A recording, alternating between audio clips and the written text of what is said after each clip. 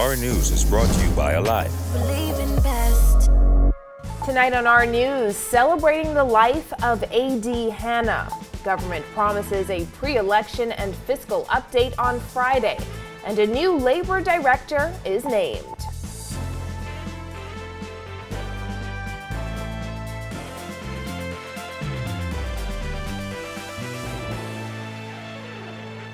Welcome to Our News, and thanks for joining us. I'm Christina Dragovich. Topping news tonight, the life and legacy of Arthur Hannah were celebrated today during a state funeral held at Christ Church Cathedral for the former Governor General and Deputy Prime Minister.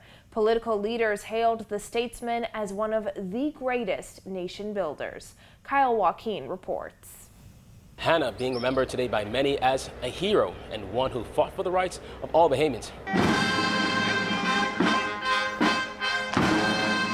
Hailed as a giant among giants, Arthur Hannah was remembered today as one who was never afraid to fight.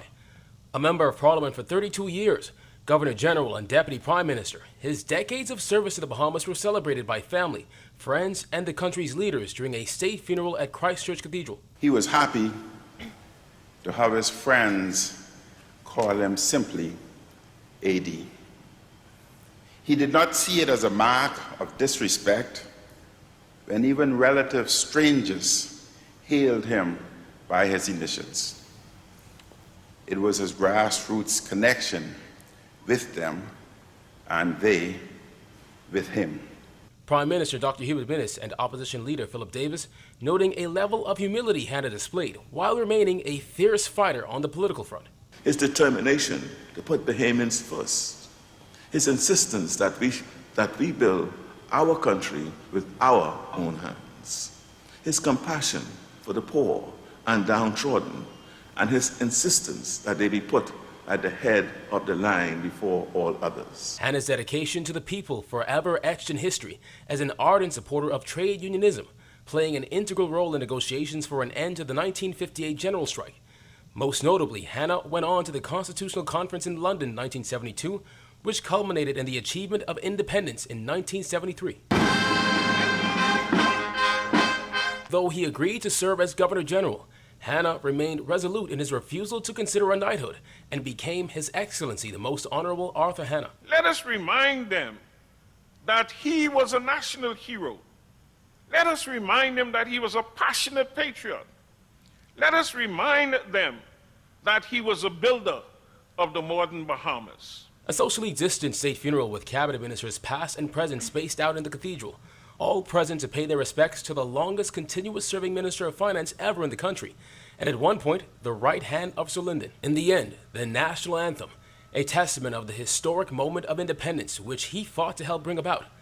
His daughter, long-serving Anglerston MP Glenys Hannah Martin, closing his casket, getting one last look at the man the nation called a hero, but she knew as just Daddy. For Our News, I'm Kyle Joaquin.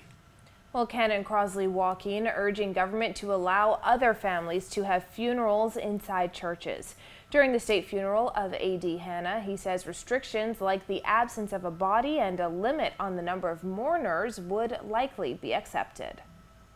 So allow me please to use this opportunity to make an appeal to the health professionals and to you, the government, that when you meet together again for your deliberations, that in your considerations you consider granting permission to have Thanksgiving service, homegoing service, memorials, whatever we may call it. Allow them to happen in a church setting using the same protocols we do on Saturdays and Sundays when we meet for normal worship. Only graveside funeral services are allowed. He says while the government made some wrong decisions during the pandemic, the Minnis administration got it right this time. However, he says there's bound to be some criticism. But human beings, being human beings, you no doubt will receive some criticism, some flack for what is happening here today. Although we all appreciate and know the rhyme and reason for having the state funeral for a builder and champion of the nation, there will still be some, and probably rightly so, asking why not the same for their loved ones. Meanwhile, State Minister for Finance Kwesi Thompson defending the Minnis administration after PLP Deputy Leader Chester Cooper accused the government of missing its self-imposed deadline for the pre-election and fiscal update. Jillian Gray has that.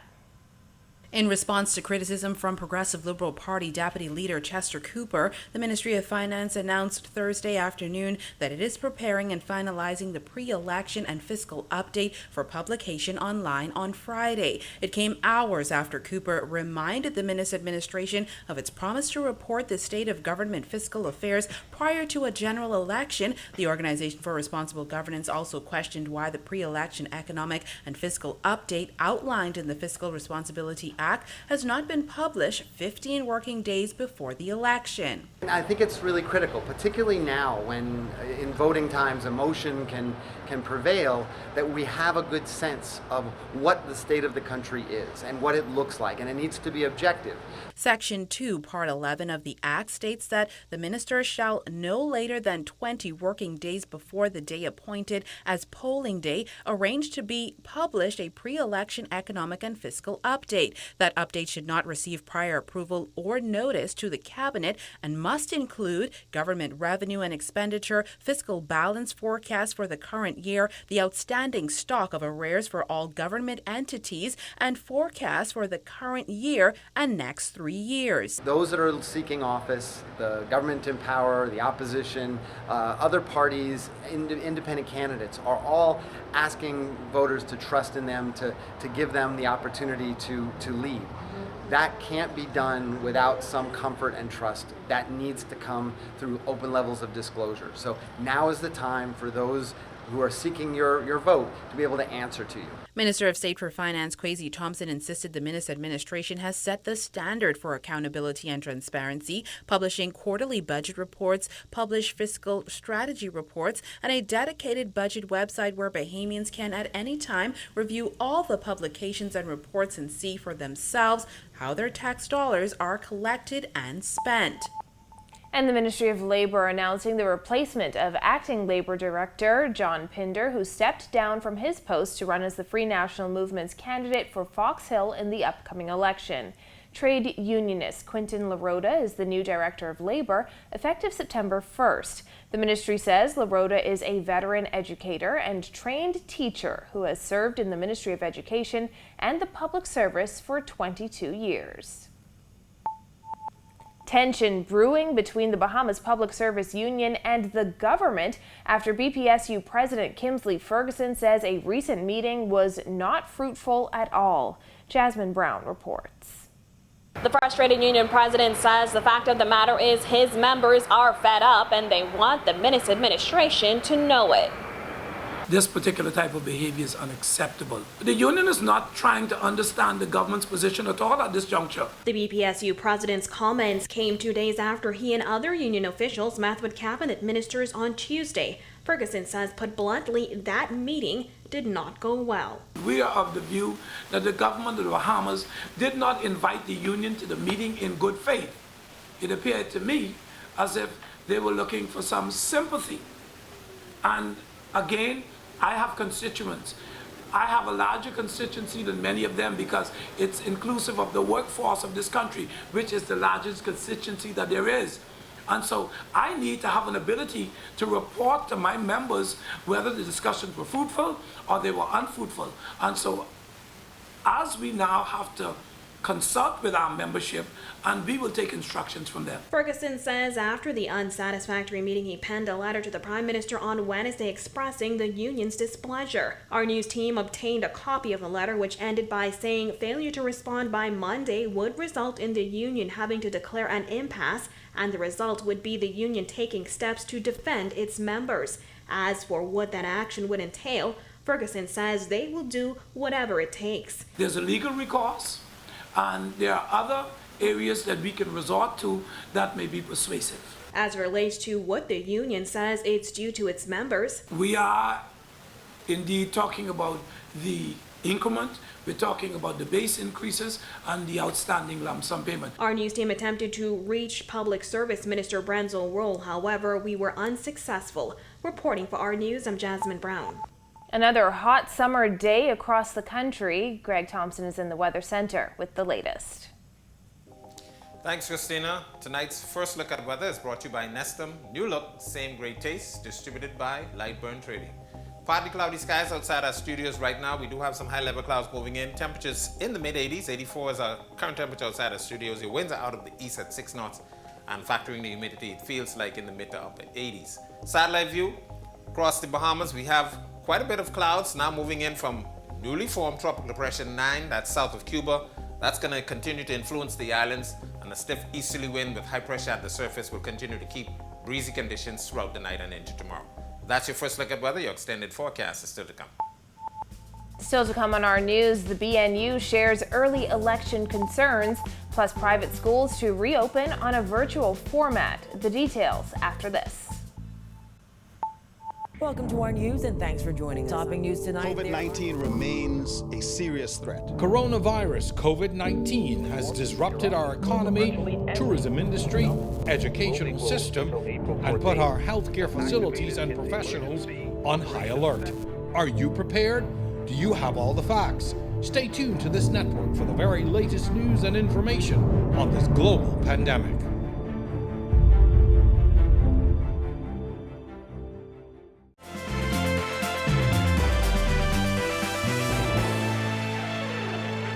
Weeks ahead of the general election, the Bahamas Nurses Union leader fears it could exacerbate the current health crisis. Bethany McDermott reports. The Bahamas Nurses Union is warning that a general election amid a scary surge in COVID-19 cases will make an already disastrous situation worse. Amancha Williams says healthcare workers now have to strategize and prepare for that possibility. It's going to add, because then here again, we're for nurses and doctors, where they're fighting COVID. So that time frame that you take away, we've already have a shortage of staff.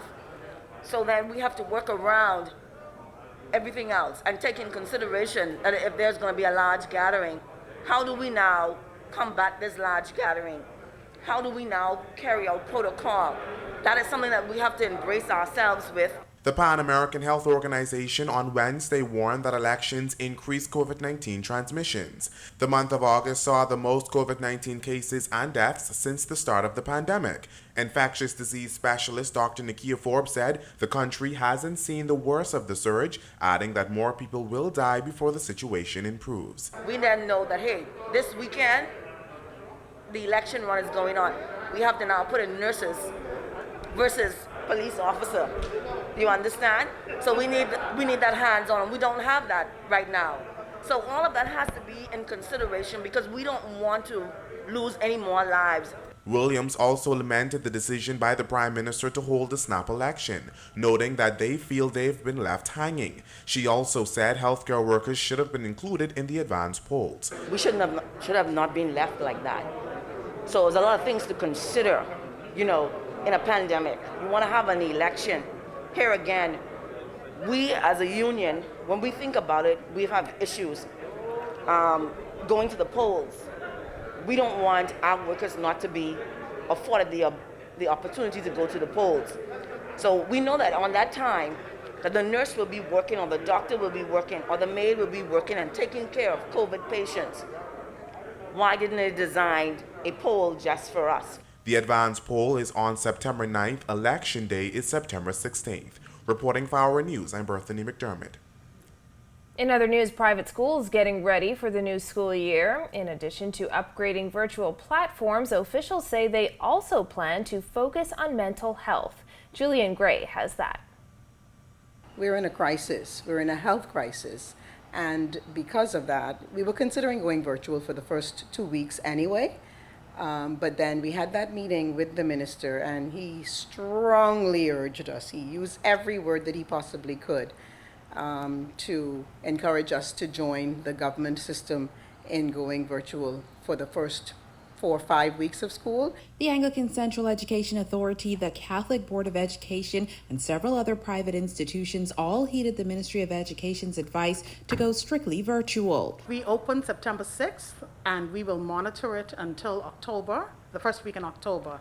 And of course, we do have parents who would like their children to be face-to-face, and not because they are not aware of the safety issues, but because a lot of them are returning to work. It's Queens College's robust virtual platform that Principal Henry Knowles says they'll be leaning on to make this an easy transition. While virtual may work for some grade levels, he says for the early learners, another avenue must be sought. Young students do not do well with virtual. So we have actually made application to the Ministry of Education to have our early learners on campus. And so we are making provisions for that. We have an outstanding, sharp health and safety protocol when it comes to COVID, but we want, because we now know the Delta variant is around, so we will be double downing on that. Though parents agree that safety is top priority, these principals say they're having a hard time wrapping their mind around virtual school for another semester. Then we had half of the parents doing the opposite. They were responding, they were writing during the summer and said, we don't want virtual anymore. And so we're trying to find a median. And then there are just those children that need to be in front of a teacher, okay? Parents are stressed because they need to get back to work. And then there's the concern about children's psychosocial and emotional well-being. Mental health is important. Mental health for our children and mental health for our teachers. So even though we want them to be successful, we want them to get through the curriculum, we want them to do what is supposed to be done, we are very cognizant that they are human beings and they have feelings. Now, while educators say they can't yet fulfill parents' requests to have students come in a few times during the week, they're not completely ruling it out. However, that decision won't be made for another several weeks and only on recommendation from health professionals and consideration of case numbers. Reporting for our news, I'm Jillian Gray.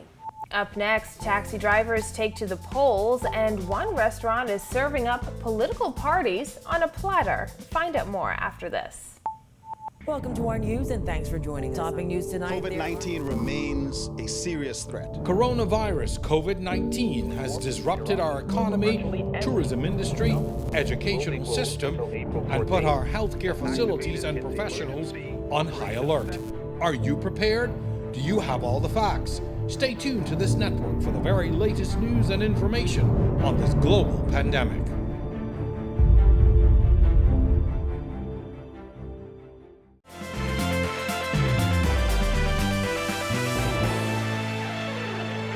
This is our news. Welcome back.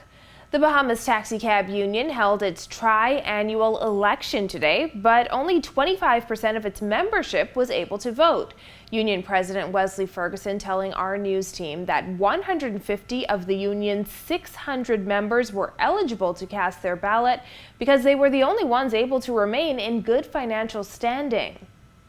Because of COVID-19, a lot of taxi drivers are financially constrained.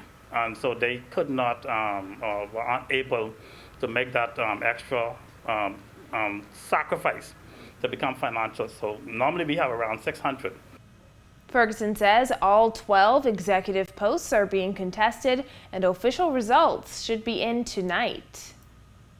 The COVID-19 protocols, we had to go through a lot of other stringent measures to make sure that everybody goes through a safe process without being put in the position where they could contract this deadly COVID-19 disease.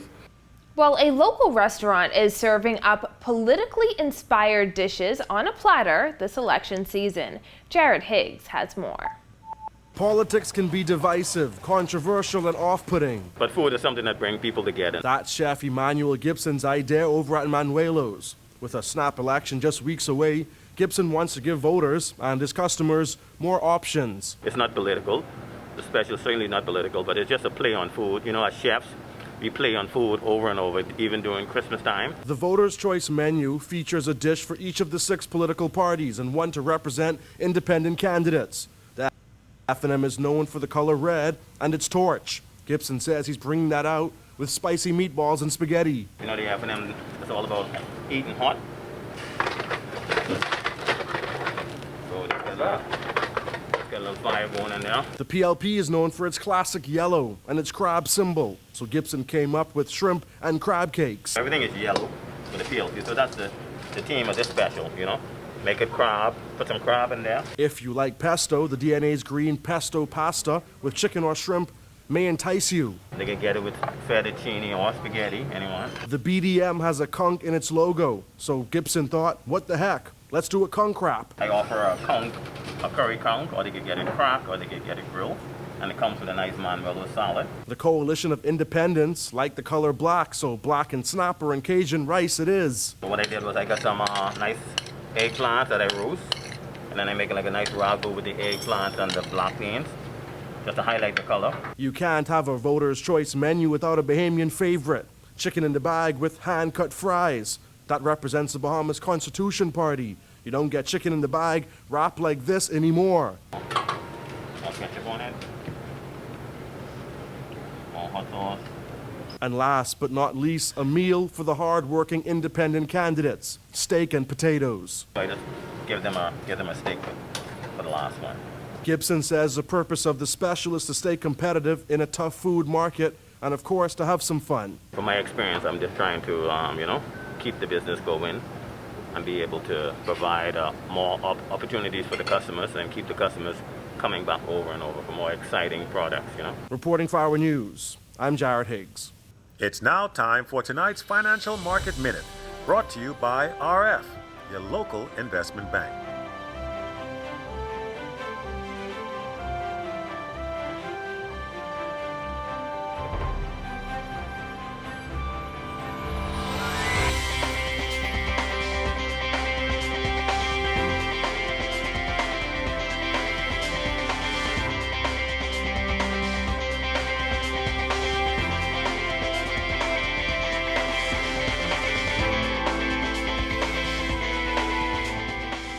This has been your Financial Market Minute. To explore the best performing mutual funds in the Bahamas, visit our website at www.rfgroup.com. Up next, could Mother Nature rain on nomination day motorcades? Find out after this. Welcome to our news and thanks for joining us. Topping news tonight. COVID-19 remains a serious threat. Coronavirus COVID-19 has disrupted our economy, tourism industry, educational system, and put our healthcare facilities and professionals on high alert. Are you prepared? Do you have all the facts? Stay tuned to this network for the very latest news and information on this global pandemic.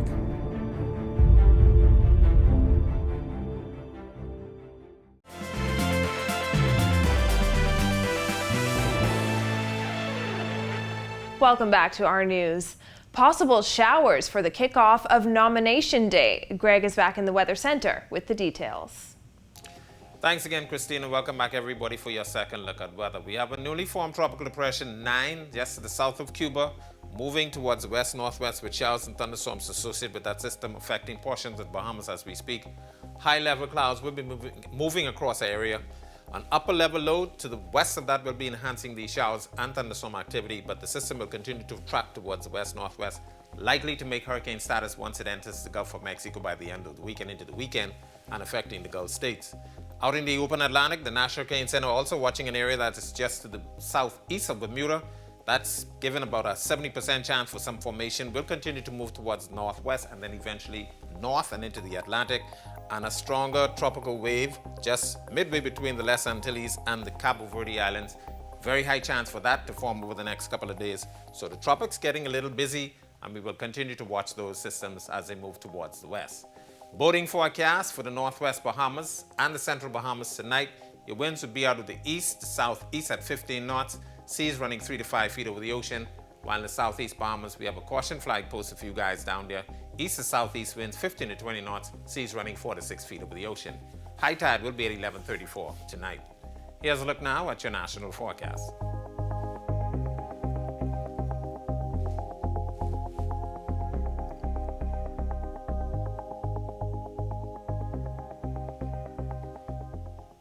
A look now to extended forecast through Tuesday.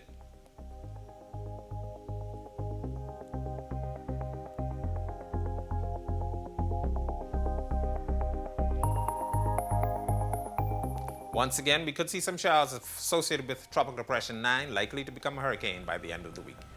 Back to you, Christina. Thanks, Greg, and thank you for joining us for our news tonight. On behalf of the entire team, I'm Christina Dragovich. We'll see you right back here for nomination day coverage beginning at 8 a.m. Have a beautiful evening, Bahamas.